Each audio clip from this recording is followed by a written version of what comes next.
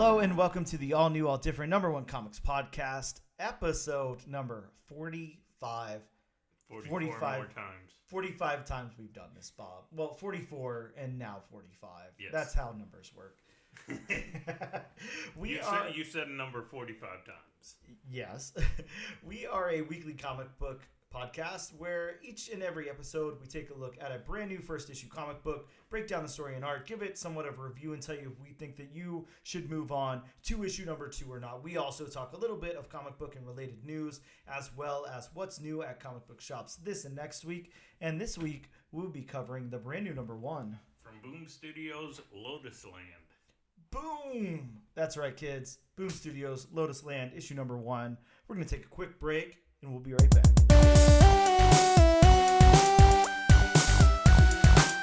And we are back with episode number 45 of the all-new, all-different number 1 comics podcast. Bob, it is the news portion of the show, and believe it or not, as you know, there is news this week. There's a lot of news. I thought to wonder, why is there so much news? And then I remembered that the actor strike was over and people were allowed to start promoting things again and all of that. So everything's just coming out left and right at us. And it's a terrifying and exciting time for comic book news, especially comic book, movie, and television news. Lots and lots of that. One of the first things I want to talk about is Robert Kirkman revealing on a podcast that Stephen... how do you say that guy's name? Yen. Okay, sorry. Stephen Yen is cast as Sentry in the Thunderbolts movie. It's still not confirmed by Marvel Studios, but if Robert Kirkman's saying it, I would take that. I don't know. I'd say that's a 99.9% chance that this is very accurate. Now, I'm not going to lie. I know very little about the Sentry. I know who the character is, obviously. I have quite a few books with Sentry in it. I just don't know a whole lot about the Sentry. One of the things that I've heard a lot of people say is it's kind of like Marvel's equivalent of Superman in some way. I don't know. I don't really see that, but hey, who knows? Again, I haven't read a lot, but it's an interesting character. Looks really interesting, and there's an issue where Carnage is ripped in half by the Sentry in New Avengers. That was fun. Yeah, that's insane. We also got this really cool book back in 2008 called Age of the Sentry, which is it's done in the style of a Silver Age comic, and it's all throwback with the pop art and everything. And it looks really, really cool, and I love the way they did that. But yeah, he's had lots of stuff going on in New Avengers, Dark Avengers. He is the superhero that people forgot about. Yeah, exactly. Now, what about the casting of Stephen Yen then? Do you know much about Stephen Yen? Because I don't. I mean, of course, the biggest thing I'm familiar with him is, The Walking Dead, as, everybody is. Yes. I never saw the Jordan Peele movie Nope. Which yes, I did watch Nope. Okay, so that's the same guy. You're familiar with him then. Yeah, he was good in Nope. I mean, I didn't love Nope. I thought that it was definitely not a great movie, but yeah, he was good. So it was a Nope for you. Man, it's such a hard thing to talk about because let me explain when I say it definitely was not a bad movie at all. It was a movie. It was fine. It came in. It had a plot. It worked. Whatever. But I think I have a problem when it comes to deciding if a movie is good or not because I look at things that people shit on, a lot of people shit on M. Night Shyamalan, whatever the hell is that guy's name? Shyamalan. Yeah, a lot of his movies and say they're terrible and they all have the dumb twist and blah blah blah. I thought The Happening was great. I thought Signs was really good. The Village is absolutely one of my favorite horror movies, no joke. I think it is one of the best movies of all time. And everybody praises the hell out of Jordan Peele for Nope. And I mean, Us was very good. I did like Us. But I'm no, The Village is a million times better than Nope. It's not even in the same ballpark. What? So I don't know. I have trouble with things like that. Well, you talk about movies and that people shit on and stuff like that. So one of my guilty pleasures is League of Extraordinary Gentlemen. Yeah, Do you remember that movie? Oh, yes, of course. Yeah, I remember it very well. That's definitely one of my guilty pleasures, and I have a good friend who it's a guilty pleasure for also. Yeah, and it's a fun movie. It is. I mean, does it have its problems? Sure. Oh, big time. But it's a fun movie. Yeah, I liked it. Whatever. Anyways, yeah, yet to be confirmed. But again, if Robert Kirkman saying it, I would take that as a pretty much a guarantee there. Right. We got a casting for the Authority's engineer as a villain in the Authority film. Maria Gabriella I don't know, Bob. Faro. You give it a shot. Gabriella DeFora. DeFora. Okay, sorry. So Fara, whatever. Either Far or Faria. Yeah, whatever. But yes, she will be portraying the Authority's engineer. Bob, I can't lie. Never read any of the Authority stuff. No. I that was that Wildstorm? That was definitely Wildstorm. Yes. Okay. So it was DC adjacent. Yep. Mm-hmm. Yeah, and this is I don't know a scientist who replaced her blood with liquid nanites. That's cool, I guess. I mean, I don't know exactly what that does for you, but I don't know how you live without blood. But either way, Warren Ellis and Brian Hitch did that. So I would just imagine like when Tony Stark had his bleeding edge armor. Yeah. Where he injected it into his bones. Yeah. Okay. Yeah. Very cool. How about a Wonder Man update, Bob? The TV series will resume shooting later this year and be released under the new Marvel Spotlight banner. So now what we're going to have, and I've heard this talked about a little bit, is we're going to have like the MCU proper. We're going to have Marvel Spotlight stuff, which focuses on like a singular character, right, which doesn't have such big ties to like the greater MCU. And I think moving forward, when we say the greater MCU, of course, I'm sure a term will come up or whatever, but it's kind of like that Avengers style thing where everything needs to connect. It all builds towards like an event or something. Right. The Marvel Spotlight stuff will kind of stand on its own. You can just poke in and watch that. You don't have to worry about ties to other things or whatever. You don't have to watch 50 hours of content. Sure. Which, I mean, I'm not going to lie. I always thought was kind of a lame excuse to dislike Marvel or whatever, or the MCU, that people say, like, I don't have time to invest in this. You don't really have to. There's not really, like, any point in time where it matters that much that you watched, the Hawkeye series to be able to understand what's going on in WandaVision or something. It doesn't matter. Like, you can watch them on their own and they make perfect sense. Like everything. There's not anything I can think of. I mean, shit, if you just wanted to go watch Infinity War and Endgame and nothing else, you know who Thor is, you know who Hulk is. Like, you don't need to watch like 3 solo movies or anything to get that out of it. Right. So I always thought that was a shitty excuse, but whatever, who am I? Obviously just this guy. How about the King Dynasty updates, Bob? Yeah, I don't know about this.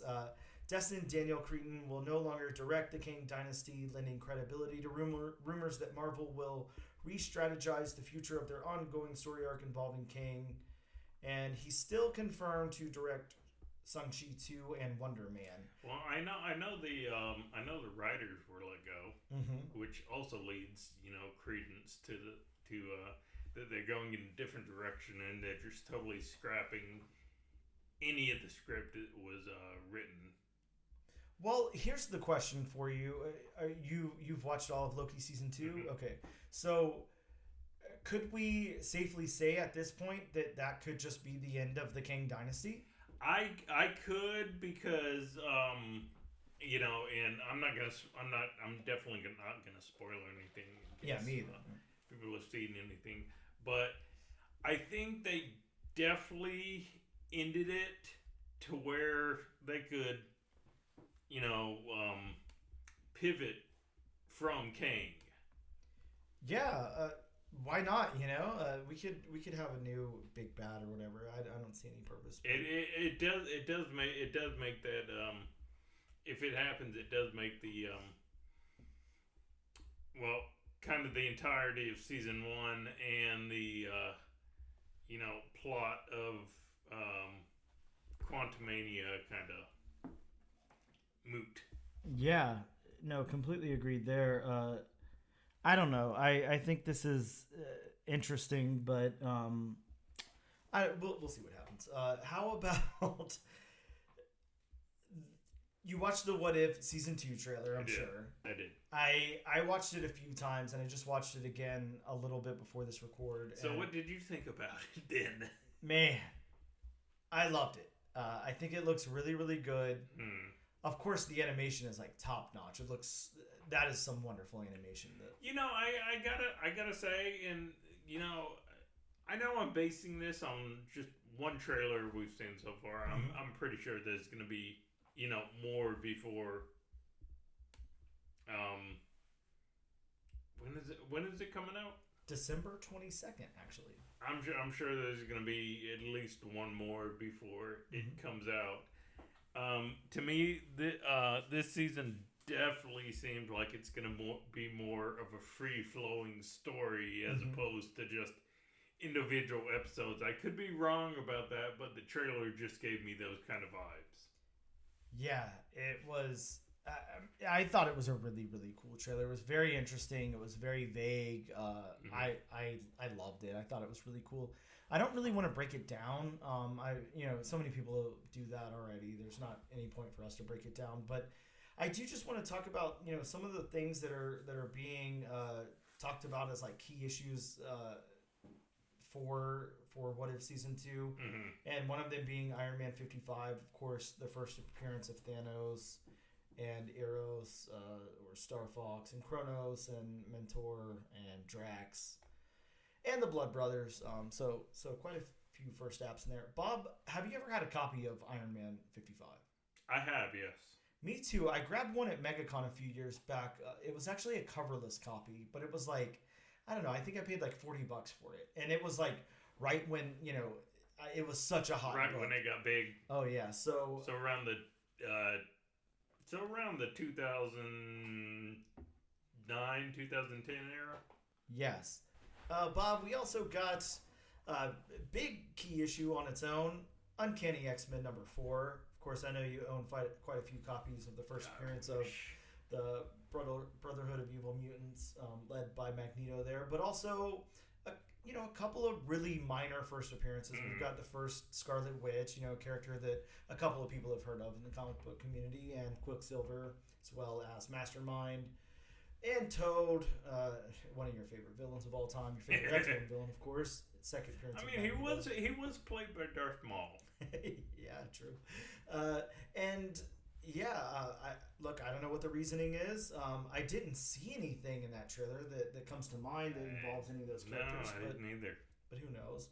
We also got Power Man number 24, Bob. Power Man, the first appearance and origin of Bill Foster as Black Goliath. I don't think I own a copy of this book. I know I definitely don't own a copy of it. Well, this must be, a Magneto-heavy season or something. We've also got Uncanny X-Men issue 200, The Trial of Magneto, where, I don't know if you remember this book, but Magneto becomes the headmaster of the Xavier Academy. Well, I did hear some rumblings about Bill Foster being involved in season 2 in some way, shape, or form. Okay. This next one I really like a lot. I'm kind of excited about this. I don't know if you read Neil Gaiman's Marvel book 1602. It's been a hot minute. Yeah, cool book though. Yeah, it is. It is. This one's on the list because it's the universe is supposedly going to be featured in What If season 2. So I don't know. I'm super stoked about that. That could be very, very well. Cool. I do remember a scene in particular involving spoiler alert, but Strange Supreme is going to feature in this season, which probably tied into 1602, considering the superhero that he went back and found. Yeah. I don't know.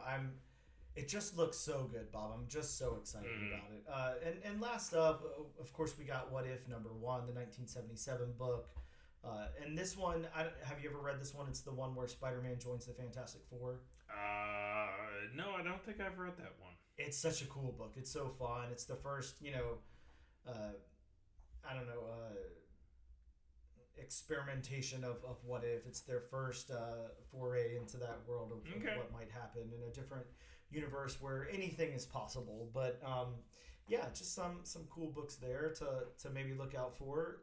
Some pretty unobtainable at this point, but some are right within your range. You could probably pick up a pretty okay copy of What If #1 for $100. So if that's your thing, pick one up.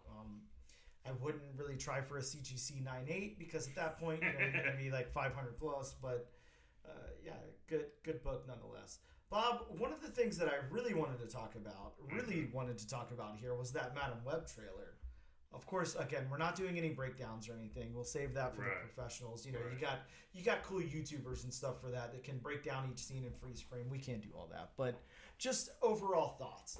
What did you think? You know what I thought. I'm going to explain it to the listeners in a second, but what were your thoughts on that Madam Web trailer?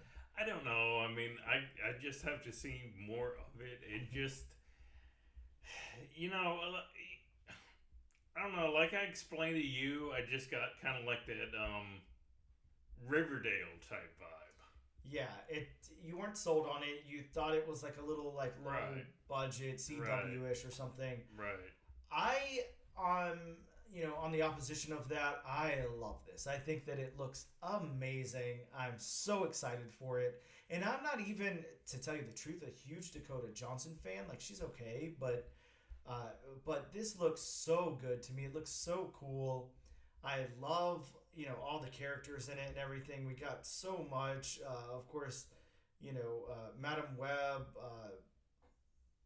There's what's the spider dude's name? Ezekiel Sims. Yeah. I really like him throughout it. Like, this just looks so cool to me, and I have no idea what they're going for, what they're gonna do, why Madam Web is young. I just want to know all this stuff. So it looks so cool to me. I'm really excited about it. Can't wait to learn more. We got an update to the Supergirl movie. It's got a writer, and her name is Anna something. Anna Nogueira. Sure. Well, she will be writing the Supergirl movie, and that's a cool one. That's one that I think out of all the DC titles that are so far planned to come, that's probably the one that I'm looking the most forward to. I'm not too sure about the Superman Legacy thing. I traditionally don't like James Gunn outside of Guardians of the Galaxy, so I don't know. We'll have to see, but it could be cool. Who knows? Bob, we also got Warner Brothers securing the rights to a property that's in development into a sci-fi franchise with Tim Miller to direct. And it's the Alien Legion #1 from Epic Comics back in February of 1984. I have a few copies of this book. I've never read one of them. I don't know why I have it. I don't know where it came from. But it is foot sloggers and soldiers of fortune, priests and poets, killers and cads, as they fight for a future for cash and cause and the thrill of adventure. So I don't know. Sounds like anything. It's a pretty vague. So pirates in space. Yeah, sure. And of course, Bob, it's been so I would say with all this news, it seems like it's been so long since we talked, but it's only been a week. But just like I said, so much has come out. Variety reports that Amazon MGM Studios is in talks to develop a live-action Masters of the Universe movie from Adam and Aaron Nee, the writing and directing team behind The Lost City. Here's hoping for Dolph Lundgren. Get Dolph Lundgren in there because Bob will be very, very happy. That could be very fun and very, very cool. Either way, that's our news for the week. We're going to take a quick break and we'll return in just a moment. And we are back with episode number 45 of the All New, All Different #1 Comics podcast. Bob, it is that time where we talk about some new comic book shops that hit shelves this very week, or tables, or I don't know, computers or however people consume and display their comic books at comic book shops. Walls, shelves, tables, computers, whatever else. Yeah. Whatever options are out there. On the floor, maybe. I don't know. That would be very interesting to walk into a comic shop and there'd be no tables. You just look on the floor. Imagine it's like comic book hopscotch and you have to hop over the comic books like in like some kind of pattern or whatever. That could happen. Very interesting. Bob, from Image Comics this week, we got G.I. Joe, A Real American Hero, issue 301. Image begins publishing G.I. Joe there. So I don't know why we didn't just get a straight number 1, but we got 301. So. Have not read it yet, but I'm looking forward to reading it. Oh yeah, I'm also looking forward to reading it. I think G.I. Joe's a cool book to read now. I think that for a long time I would shy away from G.I. Joe because it's just, it's G.I. Joe, and I'm like, what can you do with this that I don't want to relive the 80s or whatever over and over again. But now is an interesting time for this, so I'm interested to see what they do with it. I didn't really look much into the creative team for this, but it is written by Larry Hama and art by Chris Mooneyham. Oh, any G.I. Joe fan, any G.I. Joe comic fan knows who Larry Hama is. Any G.I. Joe fan, period, knows who Larry Hama is. Yep. So, yeah, it's in good hands. So, we'll have to see how this one comes. There's not better hands than the guy who basically created it. Sure. Yeah, I'm with you on that. Also from Image Comics, we got Geiger Ground Zero #1. This is first part of a 2-issue limited series that delves into the origin of the Geiger universe. So we're going to get some more details of Geiger and what's going on in the Geigerverse there. I can't say I've ever heard of a 2-issue limited. Yeah, I don't know. That's how this limited usually isn't it 3, at least 3, if not 4. Yeah, I don't know what you call a 2-issue though. I mean, a 2-part series. I don't know. Yeah, exactly. Either way, Geiger. Did you read Geiger? I did not. Wow, Bob, you haven't read Geiger. No. Get on Geiger. That is such a good book. It's very, very cool, and there's a whole thing there. But yeah, that's amazing. I really love it. We got from Scout Comics Ghosts on the Water issue #1. This is a Polynesian warrior searches for the South Pacific Ocean searches the South Pacific Ocean for the brother he lost in the water and faces the secrets hiding behind the storms. I have no idea what the hell that means, but it sounds interesting. It's got some cool cover art. Scout usually putting out really cool stuff, so excited about that. Bob, a book that actually our local comic book shop owner, Ben Kingsbury himself, recommended to me and said was amazing. He wanted us to do it on the podcast, but then he explained to me that it was the densest 60-page book he's ever read in his life, and it was like reading a novel, and I was like, I just don't know that me and Bob have the time for that before the podcast. Or the one to. Yes, I'd love to, but yes, it was suggested by him. He really wanted us to cover it this week, actually, so okay. I'm kind of sad we couldn't, but yeah, I couldn't find the time, so I'm sure you couldn't either. This is from IDW, Ministry of Compliance #1. The Ministry of Compliance is one of 13 alien administrations responsible for manipulating humanity, and also the most feared, but just as soon as Earth is nearly assimilated to off-planet invaders, things among the ministries go terribly wrong. So, a really cool sounding book, and like I said, Benjamin Kingsbury himself saying that this is an outstanding book and he loved it. So we'll have to check that one out. Yeah. From Image Comics, we got The Deviant #1, a book that I have sitting right next to me. This is a Christmas story by James Tynan IV and Joshua Hickson. Bob, this is a writer interviewing a prisoner who 50 years earlier was found guilty of murdering people dressed as Santa Claus. But as Christmas approaches, while the man maintains his innocence behind bars, the past returns wielding a sharpened axe. I don't know if you've read this yet. I don't want to spoil anything if you haven't. It's an intense book.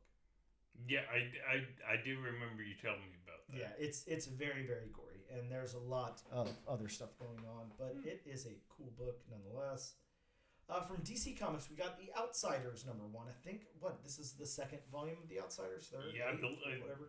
At least second. Yeah, at least second. This is the first appearance of the Drummer, a female version of the planetary character, and the first appearance of Third Man, a villain with a secret buried beneath Antarctica. I love that. I don't know what the hell the Drummer does, but the person with the secret buried underneath Antarctica is cool. See, the Drummer, maybe... do you remember when there was a drummer in the Four Horsemen of Apocalypse? Yes. Okay. What was it? Pestilence? Was that Pestilence or Plague? Had to be Pestilence, right? I think it was Pestilence. Sounds right. So, I mean, maybe it could be that kind of drummer. Yeah, maybe sure. Oh, very cool, though.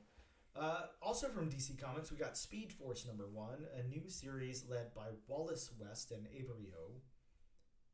I don't know anything about Flash or Flash adjacent titles, so those names mean nothing to me, but I know who Wally West is. Yes.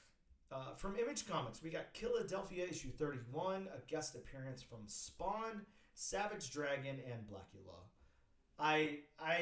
Bob, I don't know what else to say. Philadelphia is a wonderful book. Spawn is very good. Savage Dragon is Savage Dragon. I didn't know Blackula had any place in comics recently, but I guess so. Philadelphia, a wonderful book either way. If you've not checked that out, make sure you do.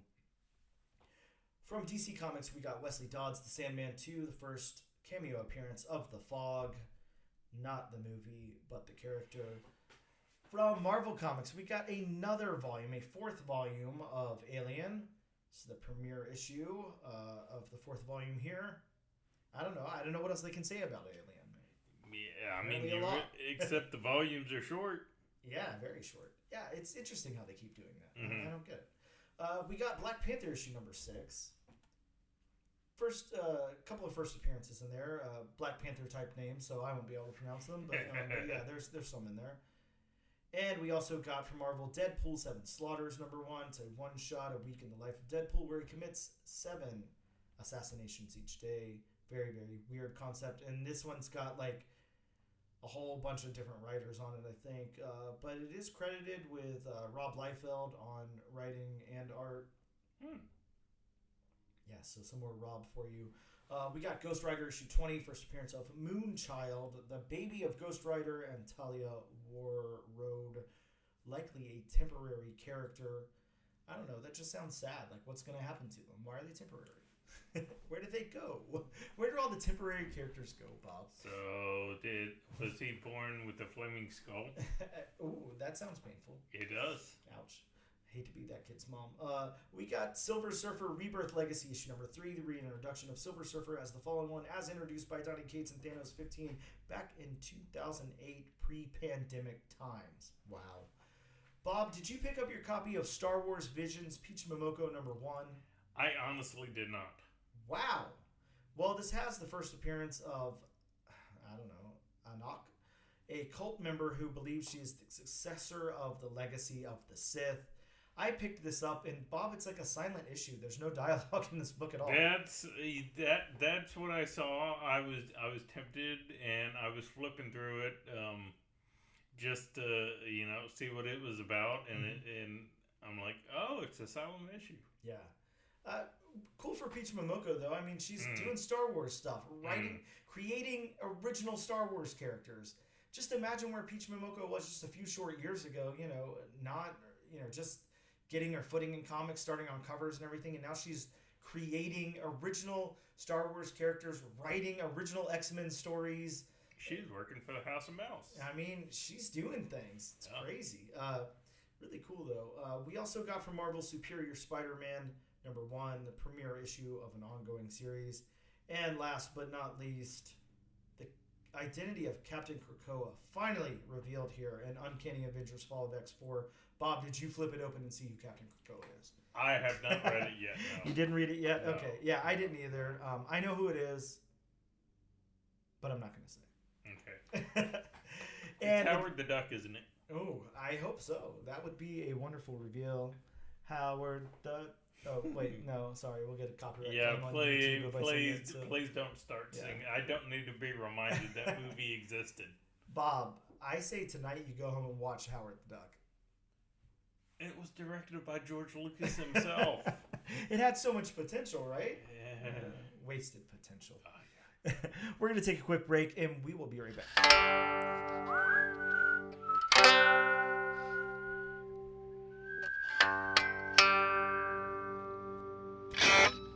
And we are back with episode number 45 of the all-new, all-different #1 comics podcast. Bob, let's talk about Boom Studios' new #1, released this week, Lotus Land. This is a book that we read, and let me say this. For 2 weeks now, we have been trying to cover Nadia and the Nanobots. Right. Nanobots, whatever the title of that is. This completely escapes me now because the book doesn't exist. But we have been trying to talk about this book, and I will say, I'm sorry to Nadia and the Nanobots. You're off the table now. It's not happening. Because there's just, there's only a few short weeks left of the year where we can squeeze in a few books. And unfortunately, the timing's just not going to line up now. You missed your shot. You should have came out. I don't, at this point, and like I said to Ben, I don't think the comic book gods want us to cover this book. Yeah, I think something is stopping us on purpose. Maybe it's like, something bad would happen if we did, whatever. Either Maybe way, it's Dr. Doom's master plan. It might be. So either way, it's not happening. So sorry about that to everyone looking forward to that episode. But we had to scramble at the last minute, Bob. We didn't know what to do 2 weeks in a row. And basically our scrambling at the last moment was Dan sending me a text. Hey, we have to pick a new #1, right?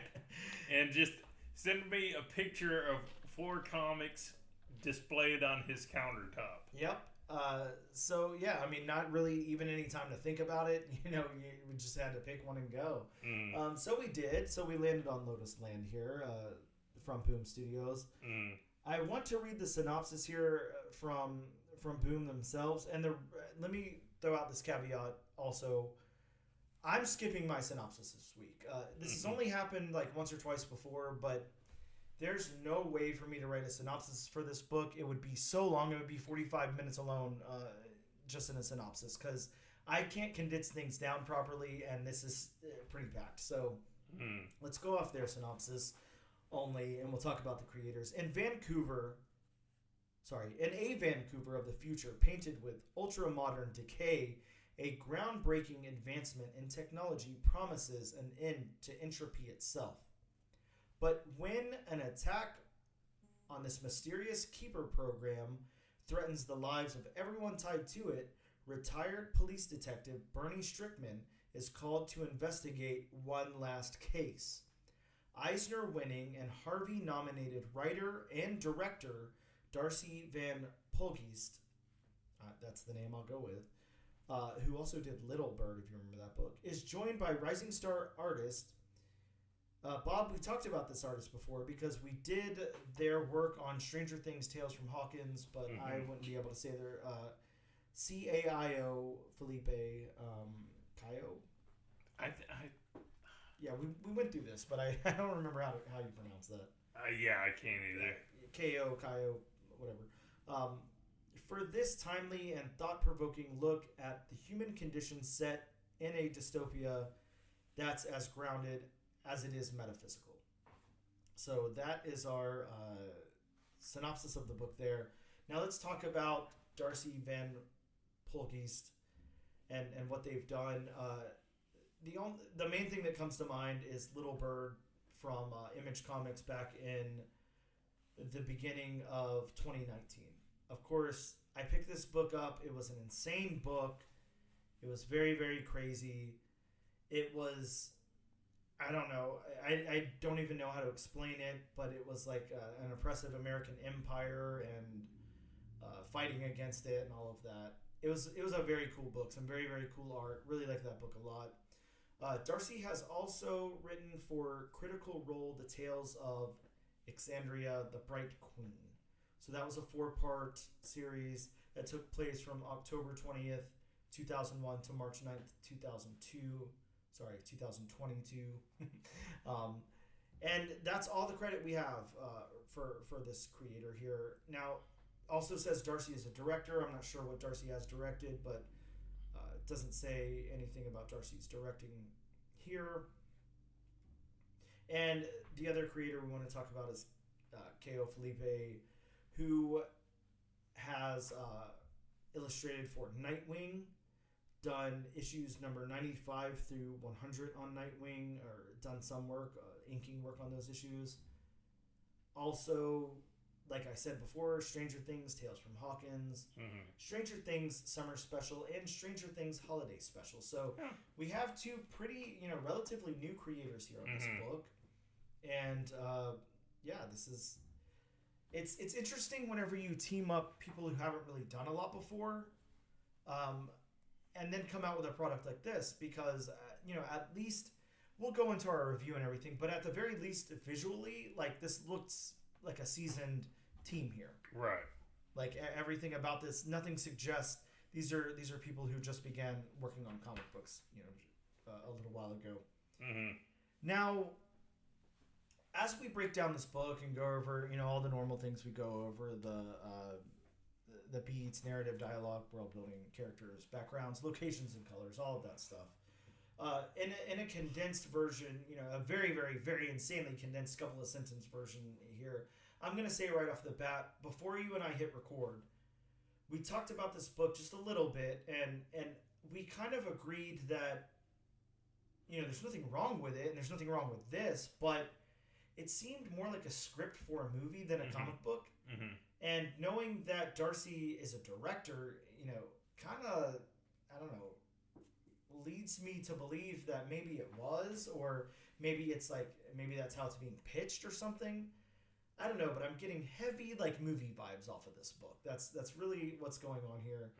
Even just the font used, for the title of the book and everything is just giving me, like, theatrical. It's just, it's different than a comic. Not that there's anything wrong with that.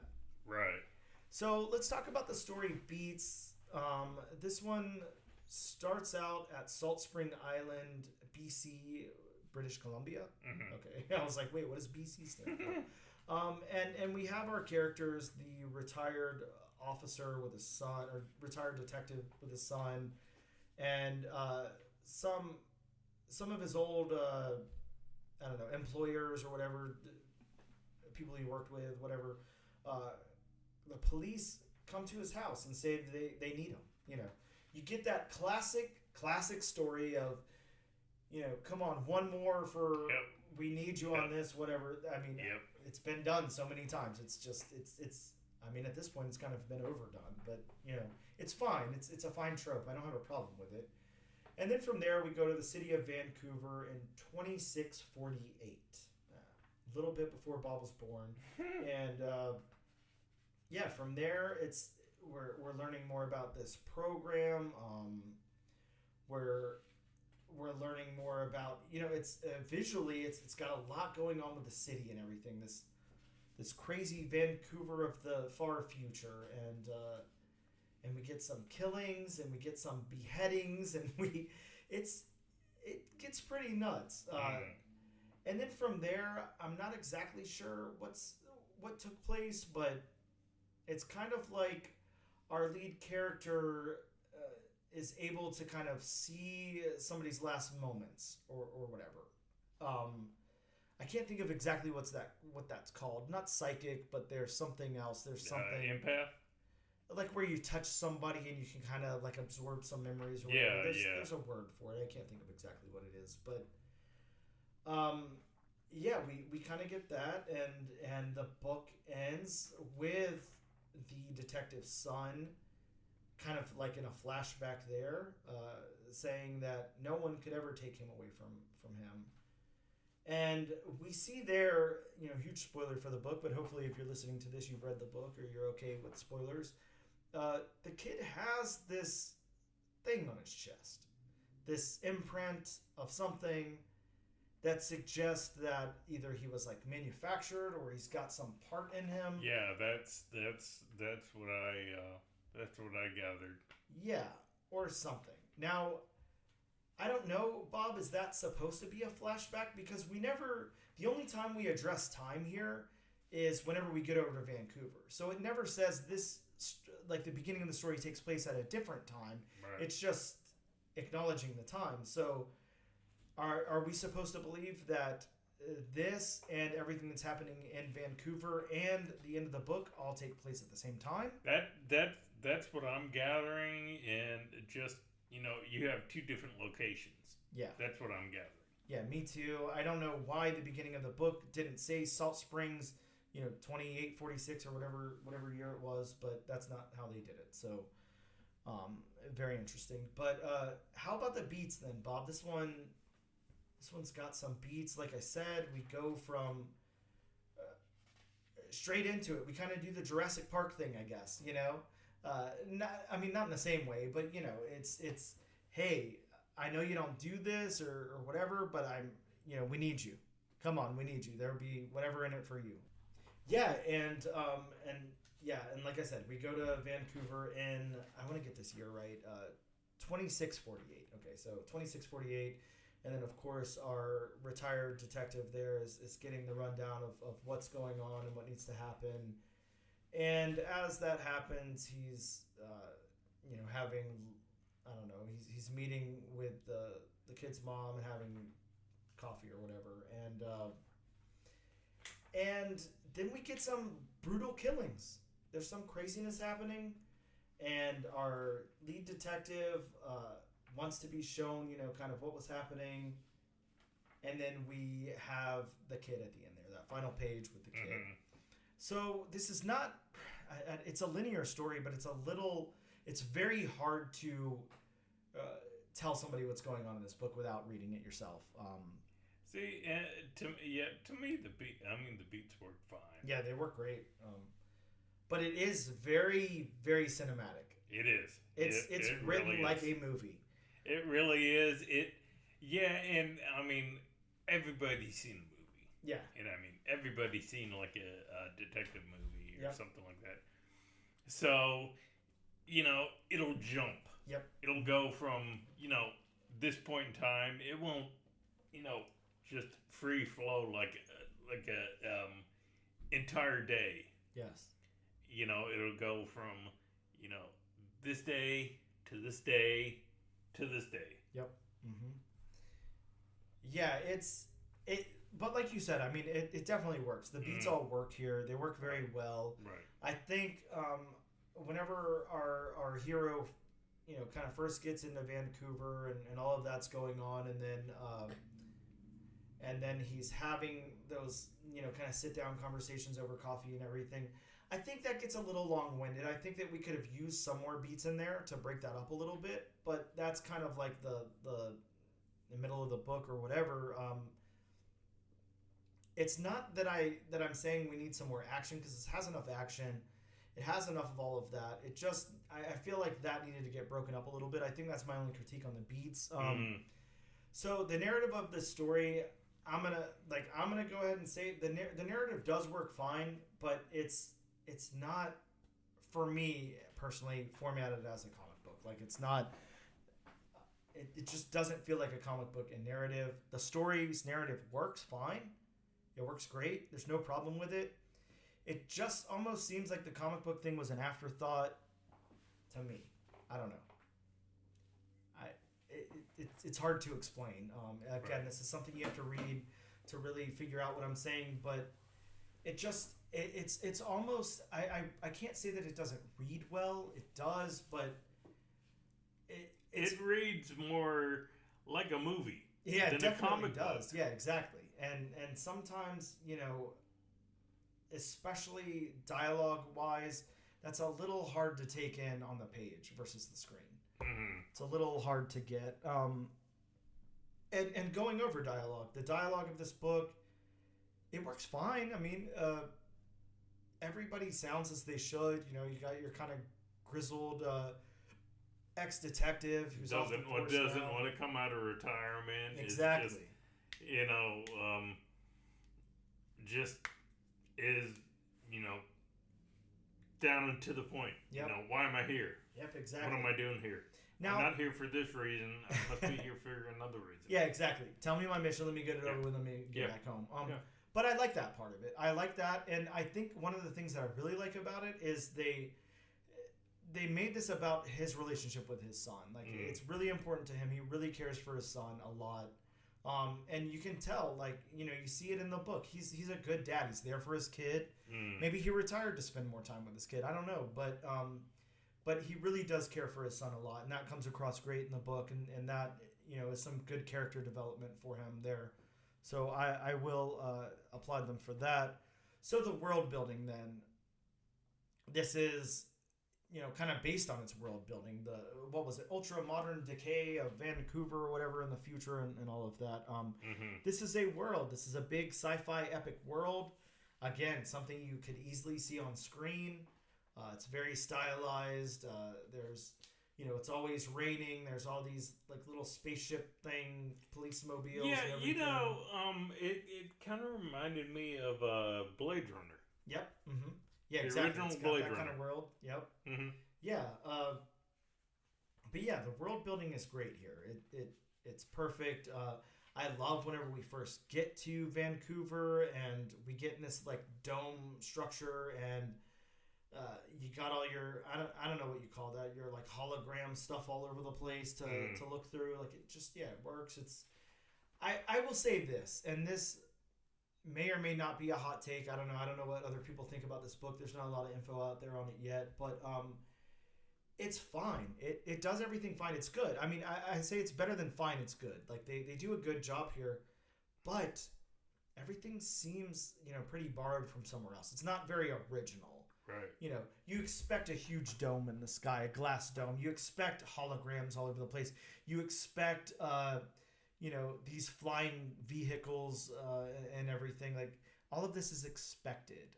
The only stuff that kind of is unexpected is the relationship with the son, is the clairvoyance or whatever that the detective has with the guy, you know, dying at the end. Like, other than that, everything's it's been done before. It's not a dig on the book. You know, sometimes that's fine. I'm not anybody to critique, you know, things like that. I love all 85,000 incarnations of Spider-Man that there are. So, I mean, I don't care if something's been done before. I'm fine with that. But I'm just pointing out that this kind of thing has been done before. And everything, you know, you're talking about Blade Runner. I'm talking about Jurassic Park. Like, these are all themes that are in these kinds of stories. For good or bad, you know, and of course everything's derivative. So it's not a dig on the book. It's not a dig on the writing, but I do wonder what makes this story special. I wonder why Boom took this and thought that this would be a great book to have.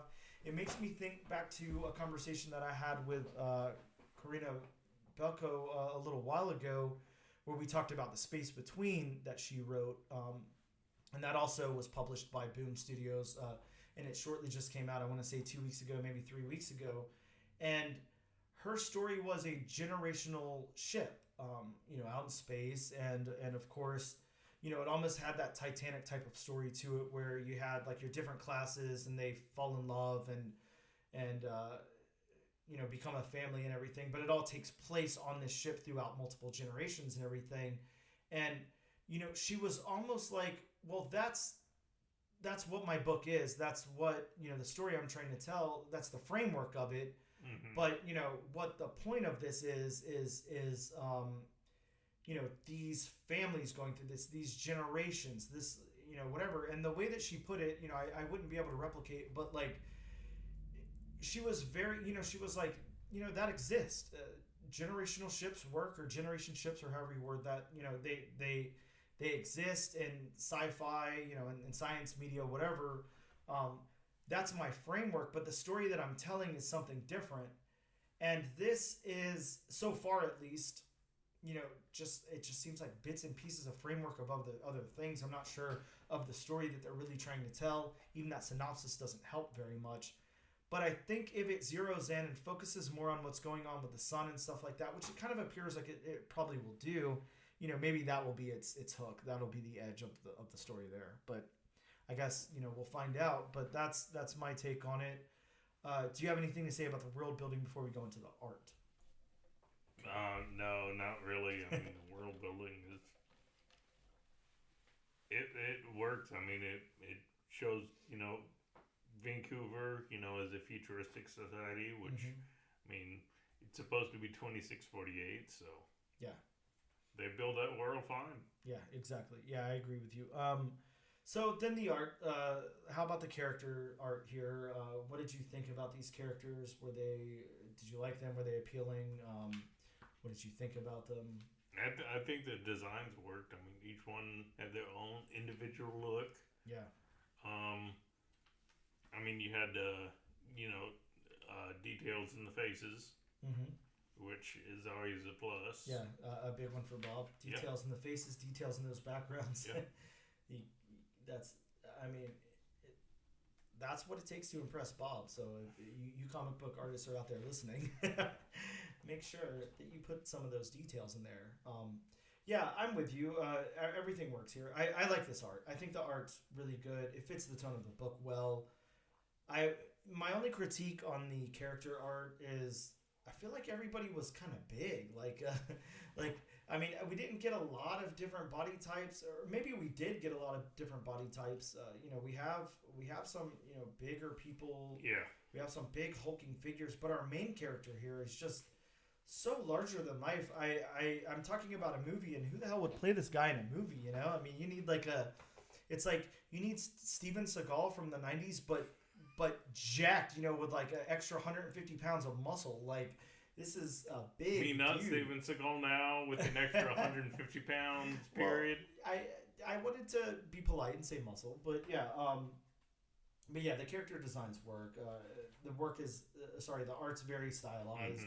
I like it. It has a nice, gritty, kind of sketchy feel to it, but whenever we're like in full color, like we are in these panels and everything here, like some of that goes away, and the lights are really exposing everything. Yeah, I think this works great. Now I will single out the art for something which, I mean, I don't want to go on record as saying the art makes this book shine. Yeah, but I mean, the art definitely does something different than what I'm normally used to.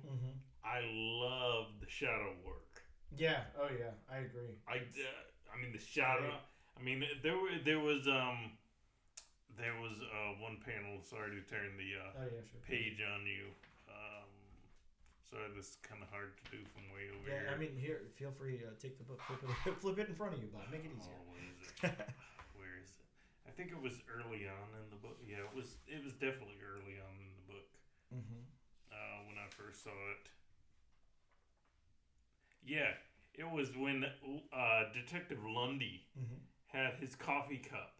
Yes. In front of him. Oh, okay. And you just see the shadowed mirror image of his arm in the coffee cup. Yes. And then it's like, oh man, that's some good shadow work.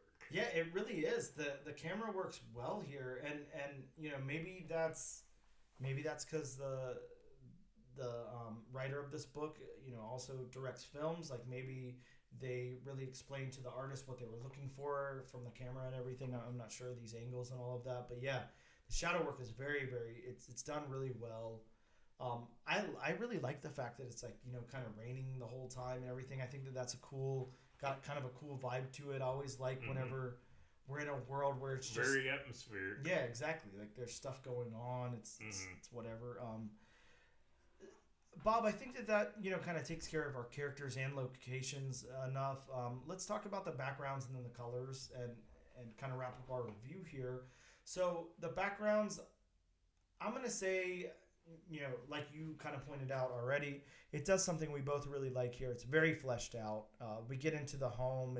There's a lot going on. You see paneling in the walls. You see cracks in the floor. You see a bookcase. There's stuff all over the sink. Like, they really took their time to flesh this world out. I really love that landscape shot. I do too. The first time you see Vancouver. Oh yeah, it's fantastic. It looks amazing. Yeah, and like I said before, the holograms. I really like here when we get into the city of Vancouver, when we're on the ground level, and like I was talking about those flying cars before above us, and the rain coming down, and the neon lights of the city and everything. Yeah, exactly. That's what reminded me of Blade Runner. Yes. That panel right there. Yeah, it looks fantastic. That looks really, really good.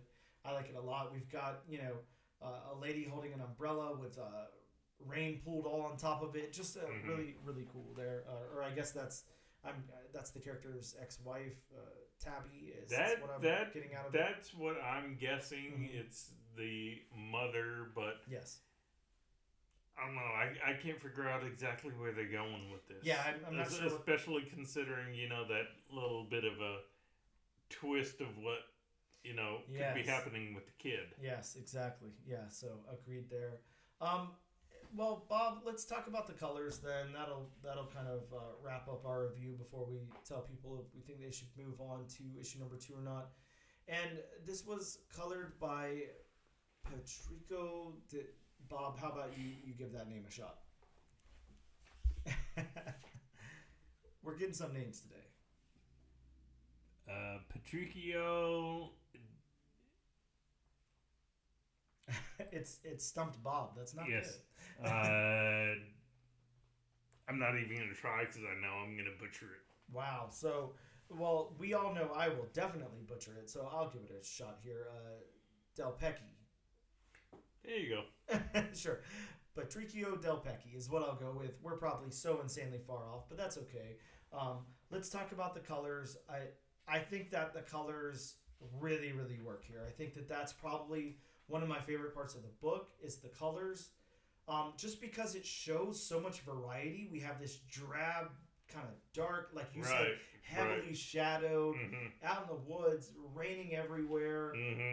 It looks exactly as it should look. We get some watercolor in the background, the texture and everything, and those solid panels. And then we move over to Vancouver, and it's got the same vibe, but it's neons everywhere. It's buildings everywhere. It's still raining everywhere. It's dark inside the buildings, but it's different.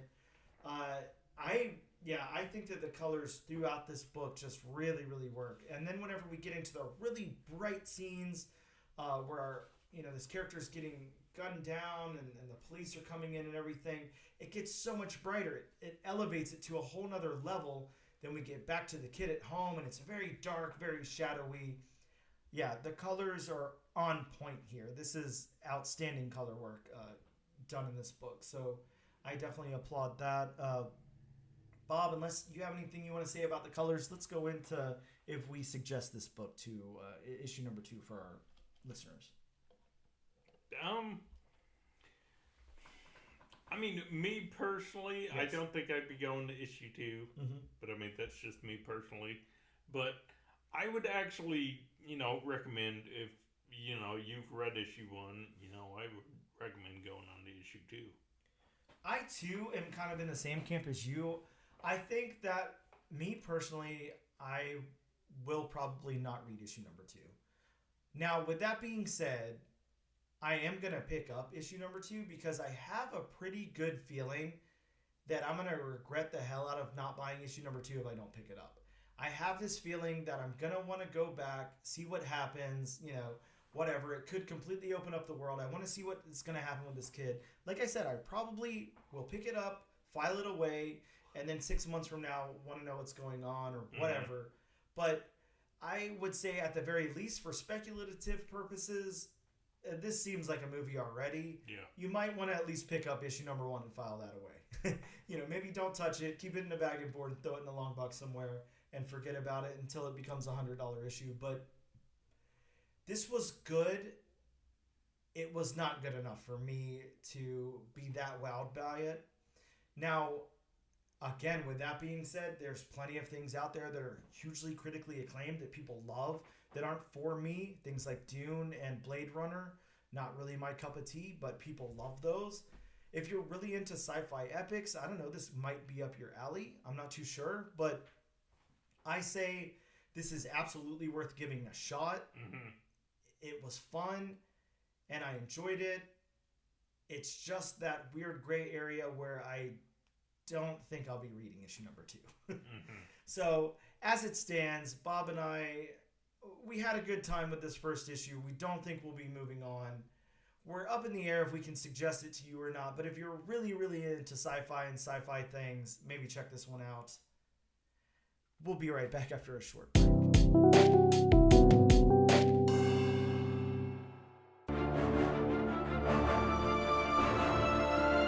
Did you know there was a Doctor Strange movie in 1978? Or that Tim Burton and Nicolas Cage almost made a Superman movie in the mid-90s?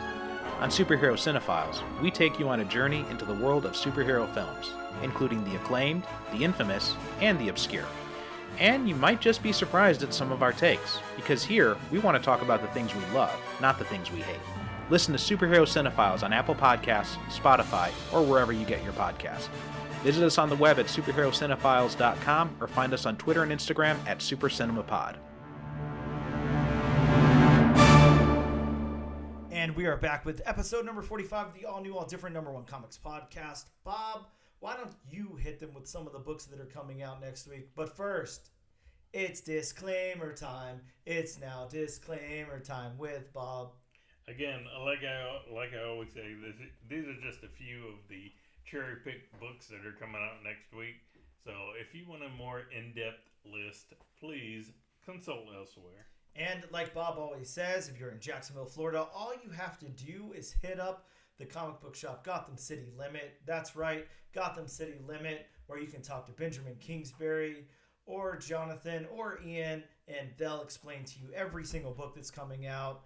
A very detailed synopsis of each one, all the names of all the characters, as well as cover price of every single book, how many issues it plans on going to, their review, and they'll probably give you a free copy of it too. So hit up Gotham City Limits if you're in Jacksonville, Florida. Like I've said before, you must love Coliseum Comics. No, God, no, I don't. Yeah.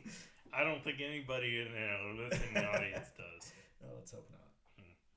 So, starting out the list from DC, we have Justice League versus Godzilla versus Kong #2.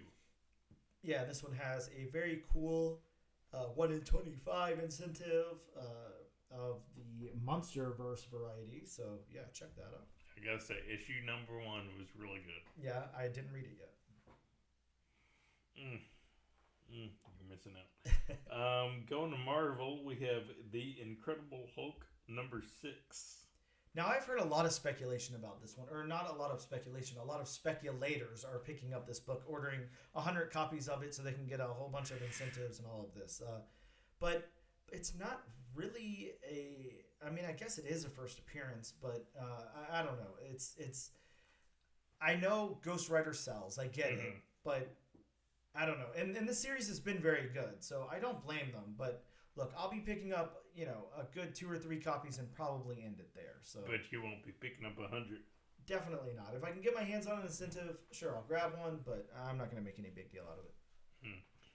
Also from Marvel, we're getting another facsimile cover. It's so funny whenever the now, okay, this is probably in great condition, like what, $150 book or something. So it's so funny whenever they feel like, not long enough ago to get a facsimile, but yeah, this is X-Men 141. I guess at this point it's probably long enough. I can't remember when this was written, in the early 80s or something. Yeah, First part of Days of Future Past. Yeah. We have from Marvel, Daredevil Black Armor #1. A 4-issue limited series by D.G. Shyster, I don't know, who introduced the Black Armor in Daredevil 321 back in 1993. Year of the Bob. Yeah, I was gonna say. So if you remember Daredevil from 1993, ooh, wow, you have a good memory. Sure. We're getting would this be a one shot? I don't know if this is supposed to be ongoing, one shot, limited. What's going on? But it's Marvel Superheroes Secret Wars Battle World #1. Yeah, this is Tom DeFalco returns to the 1984 Secret Wars series to tell an untold story set during this time frame. How Spider-Man got his black suit and it became a symbiote? Maybe he'll tell the story of how, like, you know, a young kid sent in a picture of the black suit, and then they paid him $50 or something, and that's how they came up with it. Yeah, possibly. Going back to DC, we have Superman number 8. The conclusion of the chained conflict. Mm-hmm. From Mad Cave, we don't do a lot of Mad Caves. We have Eden Frost number 1. Yeah, this one is after losing their parents in a pogrom. What's a pogrom, Bob? I've never heard of that word in my life. Teenage siblings Alex and Yuli use the mystical power of a golem to survive the chaos of the Russian Civil War. That could be very, very fun, actually. That sounds like a cool book. Yeah, I'm surprised we didn't add it to the list. It's Mad Cave, unfortunately. Yeah. And, you know the distribution with, sure. When you get to Mad Cave and similar titles. Yeah, much like the publisher of this book. I don't even think this book is actually releasing next week, so you could probably skip that one. From Scout Comics, we have This Little Piggy number 1. Again, we'll see if this actually releases next week. I'm not too sure there. From Image Comics, we have The Holy Roller number 1. Now, this one does release next week, and this one is about a vigilante who uses a bowling ball to smash in their victims' faces. It's co-written by Rick Remender along with Andy Samberg. That's right, Andy Samberg of, TV and movie fame. Along with, somebody from Fall Out Boy. I can't remember if it was the bass player or what, but yeah, you got some celebrities on this book, so good for you, I guess. So basically, it's a male version of Janine Garofalo's character from Mystery Men. Yeah, I guess so. Going back to DC, we have Batman Off-World number 1. Batman is off-world. A young Batman faces an alien threat for the first time in his superhero career. Oh, no! If he has planning, he'll win. Yeah, sure. That's all you gotta do. Just plan. Sticking with DC, we have Titans Beast World Evolution number 1. Reprinted Beast Boy origin stories from Teen Titans 5, Tales of New Teen Titans 3, and Action Comics 1051. So it'll be one shot. Yep. Going to Distillery Comics, we have Somna number 1. Yeah, this one looks really great. There was a preview out a little while ago. It is written by Becky Cloonan and Tula Lote, and art by Tula Lote. So you know it's going to be at the very least beautiful, but most likely very good at that, because Becky Cloonan can sure as hell write a story too. And rounding out the list, from Marvel, we have Carnage number 1. Oh, interesting. I didn't see that on my list. This is the premiere issue of a new series set to lay the groundwork of the next Venom epic. And Bob, that brings us to our lovely wheel here at wheelofnames.com. No sponsor, but Wheel of Names, if you're listening, we know you are. All you got to do is sponsor the show. We already do all the hard work for you. Here at Wheel of Names, Bob and I like to put 3 comic books that are coming out next week on the wheel from wheelofnames.com. Spin the wheel, and then we will tell you what book we're covering next week. Bob, this week it's between Lunar Lodge, Holy Roller, and Batman Off-World. I clicked the spin button, so that means it is landing on... Bob, we are doing Lunar Lodge number 1 next week. Very excited about that. Yes. Looks like a very cool book, so make sure you guys tune in next week to check out Lunar Lodge number 1 and hear our story. Oh, and there's the first appearance of the dogs for the podcast. So speaking of here, yes, exactly. Bob, that's going to wrap up the show unless you have anything else you want to say. I know you want me to plug our social media, so you can check us out on Instagram at ANAD_1 Comics Podcast. We are on X at ANADNO Comic Pod. You can check us out on TikTok at ANAD1 Comics Pod. And we're also on YouTube under the Comic Book Channel. This and every single week, we like to give away a copy of the book that we covered. Look, and if you don't feel like going out and spending the, $3.99, $4.99, $4.99, wow, $4.99 on this new number 1, Lotus Land. All you got to do is use the hashtag all different nation on a social media post of your choice to be entered in the giveaway, and we will send you a copy of this book for free, but make sure you use that hashtag. And thank you guys so much for tuning in. We will see you next time.